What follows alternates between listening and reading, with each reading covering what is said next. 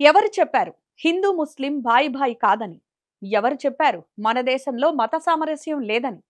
ఎవరు చెప్పారు రెండు మతాలకు చెందిన వ్యక్తులు కలిస్తే గొడవలు జరుగుతాయని?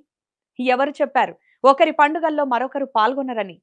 సోషల్ మీడియాలో కొందరు చేసే కామెంట్లకు నిజంగా జరుగుతున్న దానికి సంబంధం లేదని నిర్మల్ పట్టణంలో జరిగిన ఈ ఘటన బెస్ట్ ఎగ్జాంపుల్. నిర్మల్ ఈద్గా ఆదర్శన్ నగర్లో వినాయకుడి లడ్డు వేలం జరిగింది. ఇందులో ఇంట్రెస్ట్ ఉన్న వాళ్ళంతా పాల్గొన్నారు. ఇది ఎప్పుడు జరిగేదే కదా అంటారా?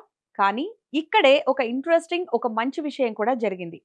ఈ లడ్డు వేలంలో ఒక ముస్లిం మహిళ కూడా పాల్గొంది. అదేదో సరదాగా పాల్గొని వదిలేలేదామె. లడ్డుని చేజెక్కించుకునే వరకు పాడుతూనే ఉంది. ఎవరు ఎంత పెంచినా తగ్గకుండా అంతకు మించి పాడింది.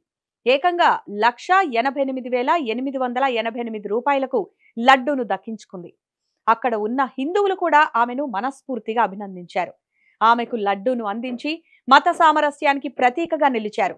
ఇక ఒకే వేదికను భిన్న మతాల వ్యక్తులు పంచుకోవడంపై స్థానికులంతా హర్షం వ్యక్తం చేశారు. ఎంతైనా ఇండియా ఇండియానే. ఇలా కలిసికట్టుగా ఉండడం, కలిసి పండుగలు చేసుకోవడం మనకు మాత్రమే సాధ్యం.